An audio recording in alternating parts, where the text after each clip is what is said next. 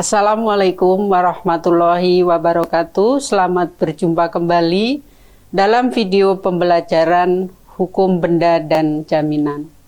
Pada kesempatan hari ini kita akan membahas tentang hak milik atau eigendom.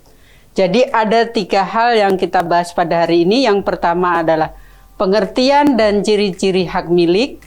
Yang kedua, cara memperoleh dan penyerahan hak milik atas suatu kebendaan. Yang ketiga, cara memperoleh hak milik atas tanah dalam perspektif hukum kebendaan agraria. Pengertian daripada hak milik adalah hak yang dimiliki oleh seseorang. Nah, ataupun dalam hal ini bisa kita lihat di dalam Undang-Undang Pokok Agraria, yaitu Undang-Undang Nomor 5 Tahun 1960. Sehingga konsep hak milik ini hanya meliputi hak milik atas benda bergerak dan benda tidak bergerak selain daripada tanah. Sehingga dalam KUH Perdata, hak milik itu kita lihat di dalam pasal 570 yang menyatakan bahwa hak milik adalah hak untuk menikmati suatu benda dengan sepenuhnya dan menguasai benda itu dengan sebesar-besarnya asal tidak digunakan bertentangan dengan undang-undang, dengan peraturan ataupun ketentuan umum yang tidak diadakan oleh penguasa yang berwenang itu. Nah, dalam hal ini tidak akan mengurangi kemungkinan adanya pencabutan hak untuk kepentingan umum, yaitu dengan membayar ganti kerugian yang layak sesuai dengan ketentuan undang-undang.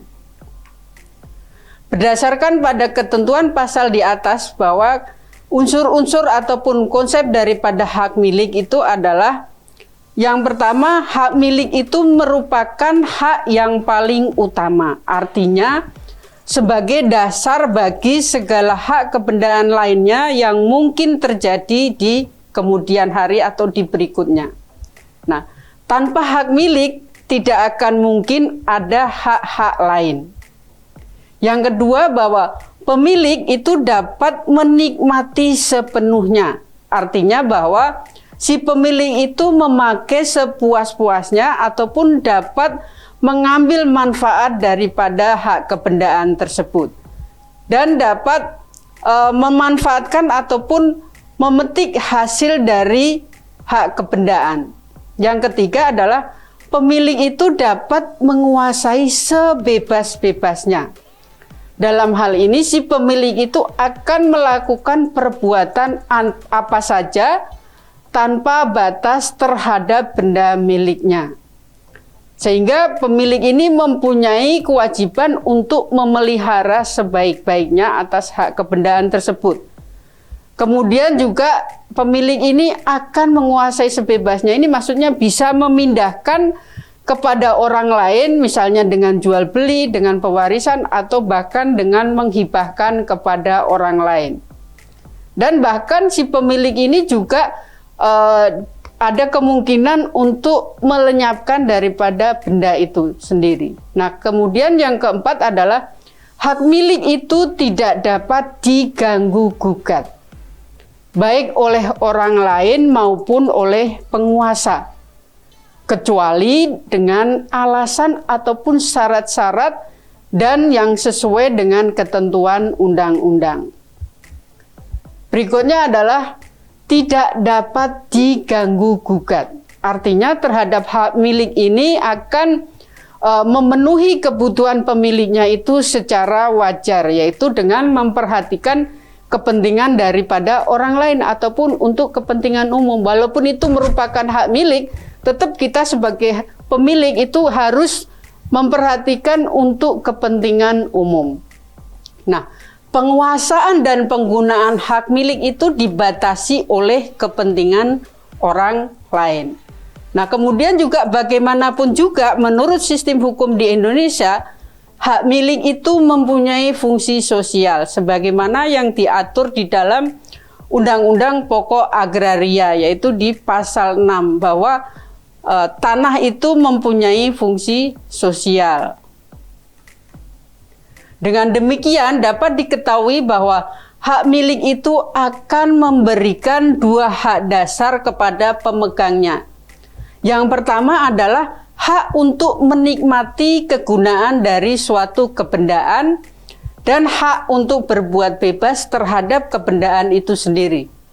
Yang kedua, hak untuk berbuat bebas terhadap kebendaan itu dengan kedaulatan sepenuhnya. Dalam hal ini berarti pemegang hak milik itu bebas untuk menjual, menghibahkan, menyerahkan bendanya kepada orang lain selama tidak bertentangan dengan ketentuan undang-undang ataupun tidak melanggar kepentingan orang lain, tidak mengganggu hak orang lain. Termasuk juga untuk membebankan, meletakkan hak kebendaan lainnya, menjaminkan atau mengagunkan benda tersebut sebagai jaminan utang.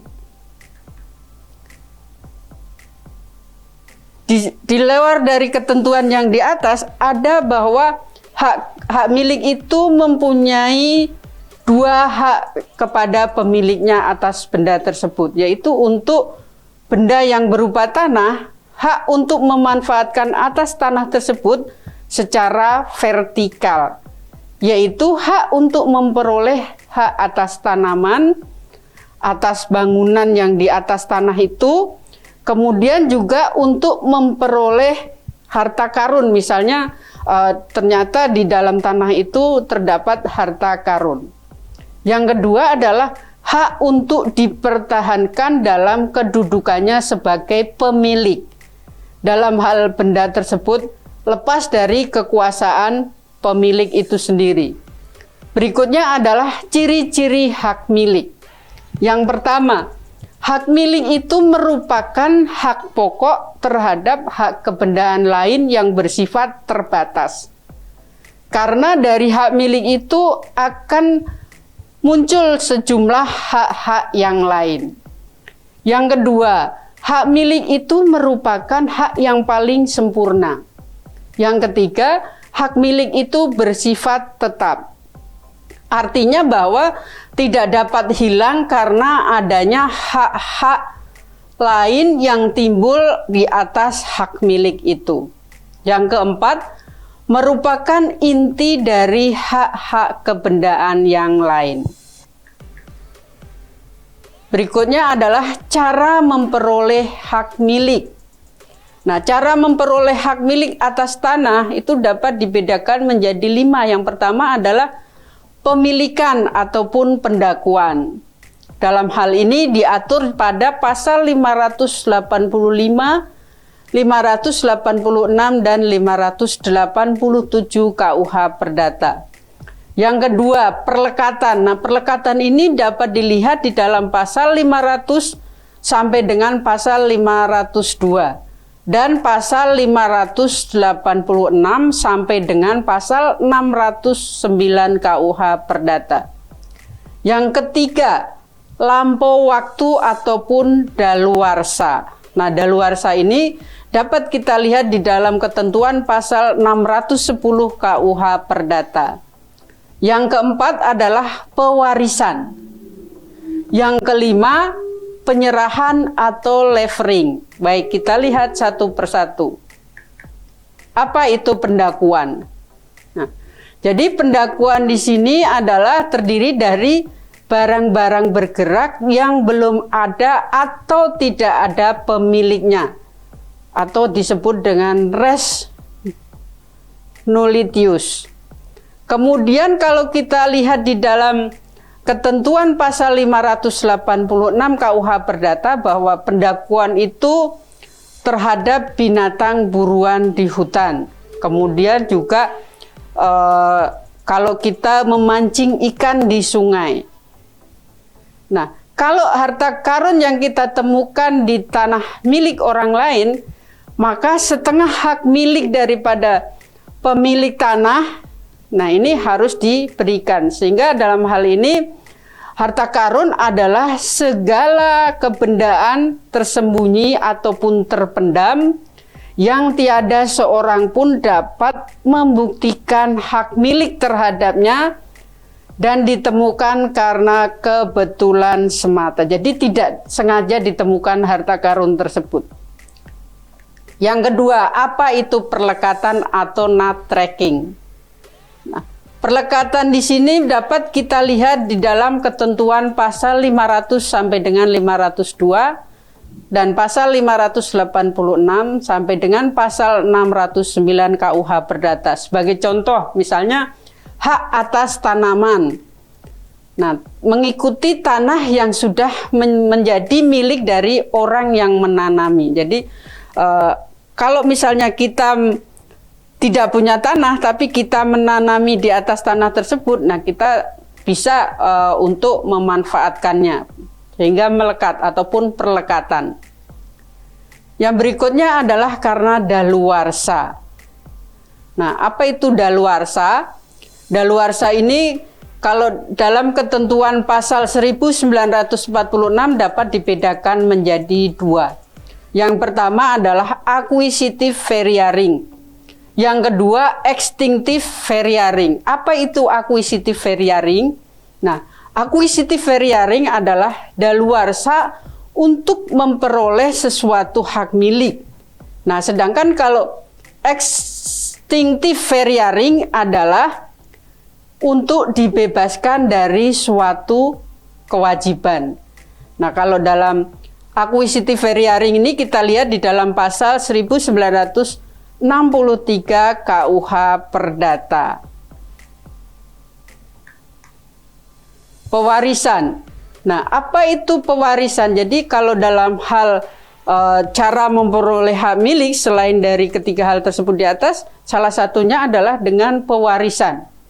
Jadi ada 3 macam hukum waris, sebagaimana kita ketahui di Indonesia ada 3 macam hukum waris. Yang pertama adalah hukum waris adat, hukum waris Islam, dan hukum waris menurut ketentuan KUH Perdata. Sehingga ini juga merupakan cara memperoleh hak milik itu sendiri. Jadi pewarisan itu juga bisa juga dengan melalui surat wasiat. Yang berikutnya adalah pembahasan tentang penyerahan ataupun levering. Penyerahan itu merupakan cara memperoleh hak milik yang penting dan paling sering dilakukan oleh masyarakat. Nah, adapun jenis daripada penyerahan daripada levering, maka benda yang akan diserahkan itu misalnya bisa juga benda bergerak berwujud, bisa benda bergerak tidak berwujud, ataupun benda tidak bergerak. Nah, kalau penyerahan benda bergerak yang berwujud itu seperti apa? Yang pertama itu dilakukan dengan nyata dari tangan ke tangan. Kemudian yang kedua adalah dilakukan dengan penyerahan kunci gudang di mana benda itu disimpan. Kemudian dilakukan juga dengan traditio brevi manu ataupun dengan tangan pendek. Artinya jika benda itu sudah berada dalam penguasaan yang berhak menerima, misalnya adalah penyerahan hak milik kepada penyewa. Artinya kalau si pemilik ini menyewakan rumahnya, artinya berpindah dari hak pemilik kepada si penyewa itu sendiri. Kemudian dilakukan dengan constitutum possessorium.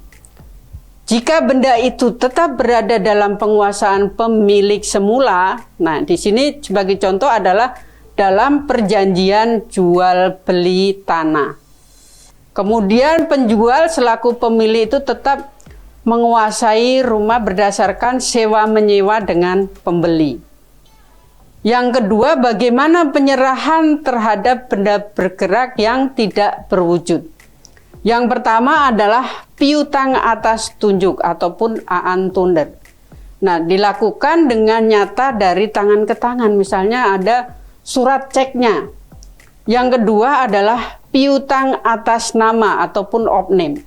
Nah, di sini dilakukan dengan cara cesi, yaitu surat pernyataan untuk memindahkan piutang. Yang ketiga adalah piutang atas pengganti atau unorder. Nah, piutang atas pengganti ini dilakukan dengan inducement dan penyerahan suatu piutangnya, misalnya melalui wesel ataupun accept. Yang ketiga adalah penyerahan benda tidak bergerak. Nah, terhadap benda tidak bergerak dengan berlakunya Undang-Undang Pokok Agraria, yaitu Undang-Undang Nomor 5 Tahun 1960, dengan peraturan pelaksananya, maka penyerahan benda tidak bergerak berupa tanah yang melekat di atasnya dilakukan dengan akta otentik. Artinya harus ada pejabat umum, yaitu pejabat pembuat akta. Nah, kalau di Indonesia sendiri, untuk penyerahan hak milik yang berkenaan dengan tanah atau tanah beserta benda yang di atasnya dilakukan sesuai dengan peraturan perundang-undangan, yaitu harus dengan akta notaris. Nah, kemudian setelah adanya akta notaris akan dicatatkan dalam suatu daftar yang disediakan secara khusus untuk benda tidak bergerak yang bukan tanah.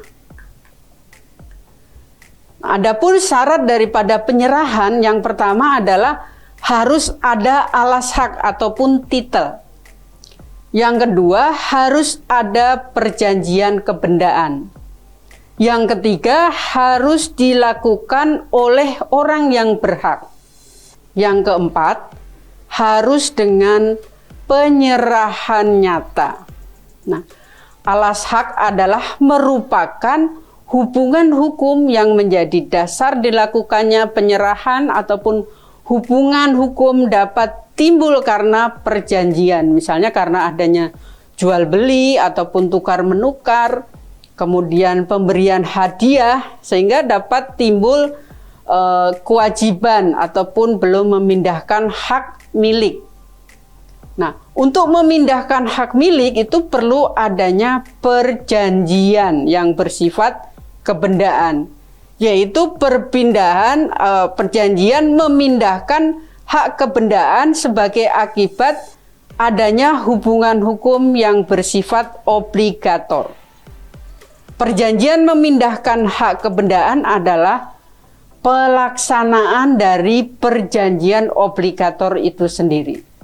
Nah, orang yang memindahkan hak kebendaan itu adalah harus orang yang berhak ataupun mempunyai kewenangan yang sah, yaitu orang yang memiliki benda itu sendiri atau orang yang menguasai benda secara sah berdasarkan alas hak tertentu. Misalnya pemegang kuasa ataupun pemegang gadai hipotek. Nah, sehubungan dengan alas hak tadi, maka akan mendasari penyerahan timbul masalah, yaitu dalam hal alas hak tidak sah. Nah, apakah akan mengakibatkan penyerahan juga menjadi tidak sah? Kemudian yang kedua adalah bagaimana perlindungan terhadap pihak ketiga yang memperoleh hak milik secara jujur, yaitu ada dua ajaran. Yang pertama adalah ajaran kausal dan ajaran abstrak. Demikian materi untuk hari ini. Terima kasih. Wassalamualaikum warahmatullahi wabarakatuh.